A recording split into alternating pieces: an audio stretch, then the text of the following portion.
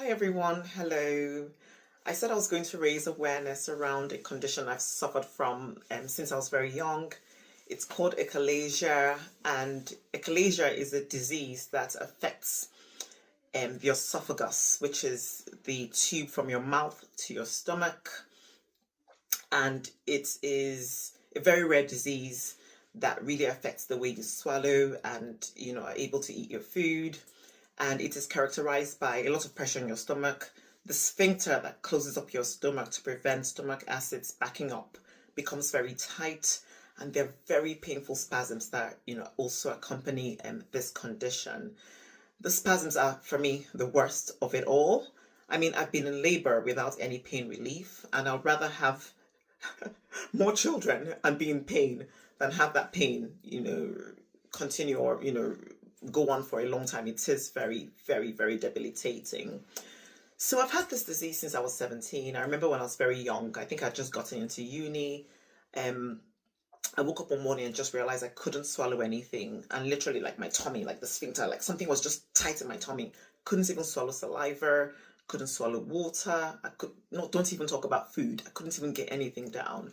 And I remember in a panic, my dad took me to hospital. Immediately, they started me on intravenous solutions to just try and keep me fed and hydrated while they tried to figure it out.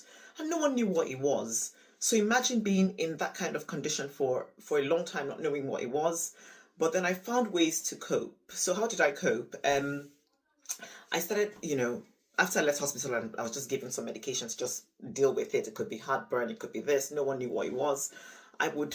I started finding ways to compensate. So even to drink water, I would contort, I would bend, I would fold just to get anything to pass down. There was still a lot of tightness and a lot of pain, but that was the only way I could actually eat or get anything down. And that just carried on for many years. So I would not go out on dates. I would not eat in people's houses. I would not eat in public.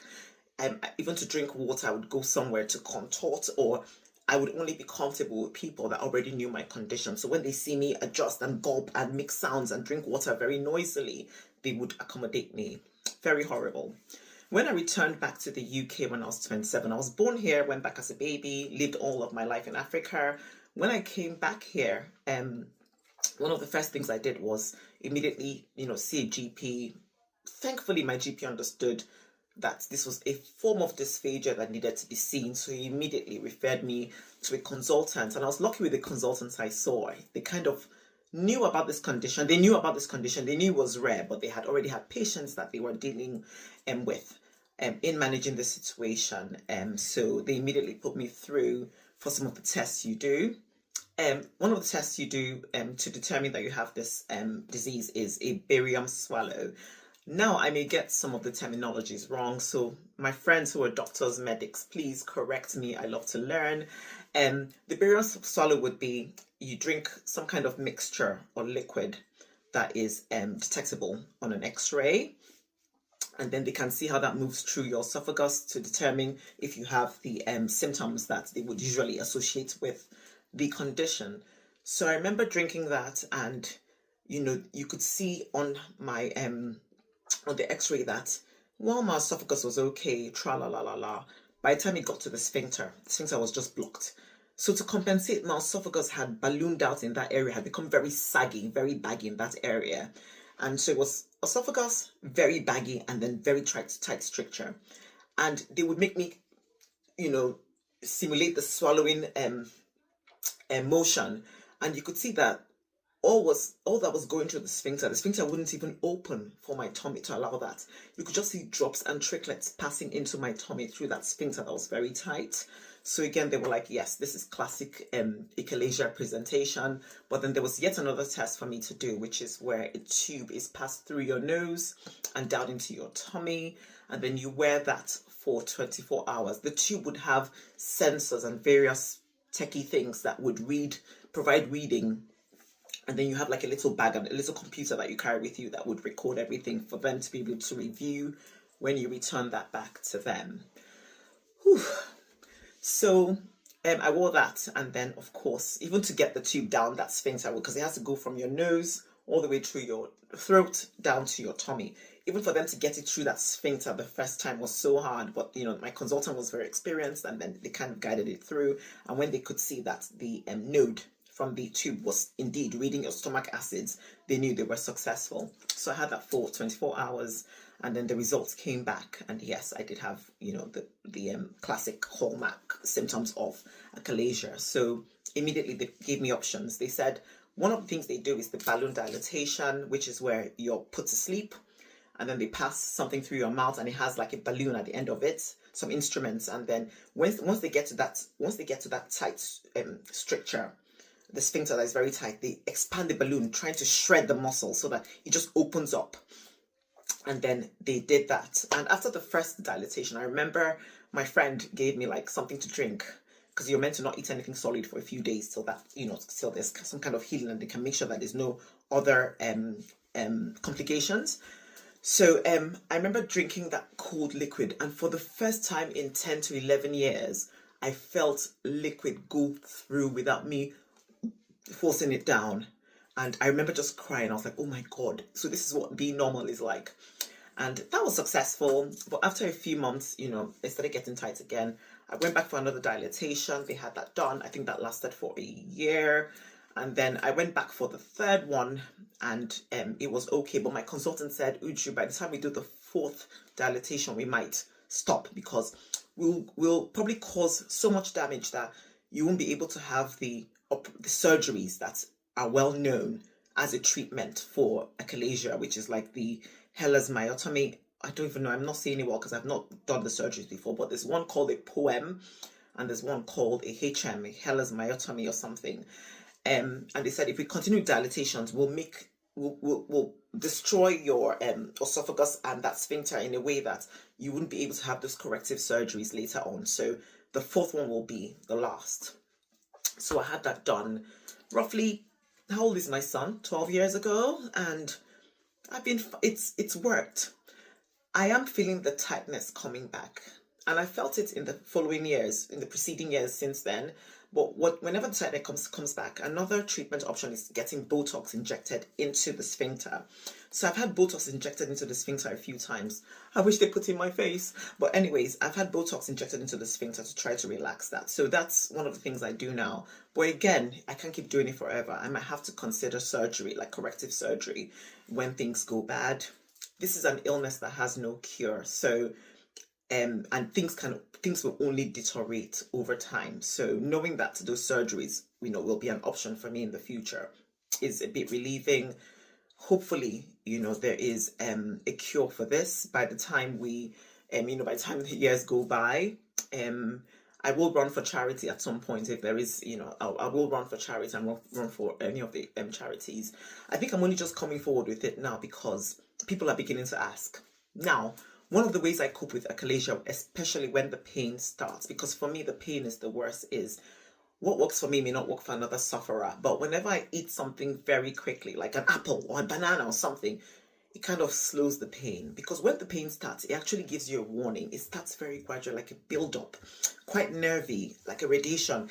It starts going up your neck, your jaw, your ears, your teeth, your chest, your back. I mean, it's one of the worst pains.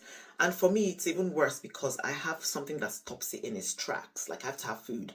When I don't have food around and I'm looking and there's no one that can give me something to eat, I panic because when the full sudden onset, when it becomes quite painful, I can't bear it. I just feel like I just want to be dead at that moment. That's how I feel because I haven't let that pain. I haven't gotten used to that pain yet. So it's very scary and very painful for me. There are 1 or 2 times when I've had to eat something and it wouldn't even work on the pain, and it becomes so bad that honestly, my family has had to call the ambulance, and I'm taken to hospital just to make sure that I'm not actually having a heart attack. It's actually the achalasia cardia, which is the pain. And then sometimes I've also had tried to eat something and it wouldn't stop immediately, so the pain goes on for a while, which can be quite painful.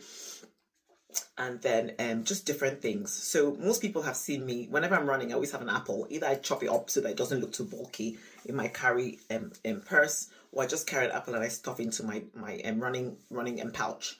And a lot of people have asked me, oh, Uju, you have an apple with you. I'm not being healthy. It's not one of my 5 a day. It's actually as an aid to help stop that pain as soon as it starts. I've run a race before where midway through the race, I started having that pain. I had to stop and I had to eat my apple. And I've had where I finished the race and it comes on. One of the triggers for me is sudden movement. So as part of having achalasia, you're not meant to lie flat because, again, there's a lot of movement and things that have been done. So I've always slept with like multiple pillows. I've literally slept in a sitting position almost. I have like 5, 6 pillows. And then, at night when I'm sleeping, if I suddenly turn or I want to, fight for the blanket and I grab that, it could trigger a pain in the middle of the night, or sometimes for no reason at all, the pain just comes on. Middle of the night especially, I've noticed. And then when I'm running, my body's getting used to the running motion now, so I don't get the pain as much. But when I first started running, after every run, I would be in pain and I'd need an apple or I'd need a banana or I'd need like something to eat very quickly to try to make the peristaltic motion go back into sync. As my body has gotten used to running now, I don't get the pain as much. Still there, but not as much. So I can adapt sometimes. And sometimes I may not even be running, I may be sitting down and the pain comes on. So I can go on and on. I think I've missed some points, but essentially this is just to say that, I do have this condition. I'm glad to have been put in touch with other sufferers now. I put out the story yesterday, and one of my friends, my running friends, Kerry, got me in touch with someone who has the condition, and we've been chatting since then, which is nice to know that there are other runners or other people in people like me that are suffering with this condition, because I felt quite alone and I felt almost ashamed of saying I have this disease because of just the fact that you have to eat and you have to contort and you have to drink water and you have to be in pain and you have to explain yet again that something is wrong with you.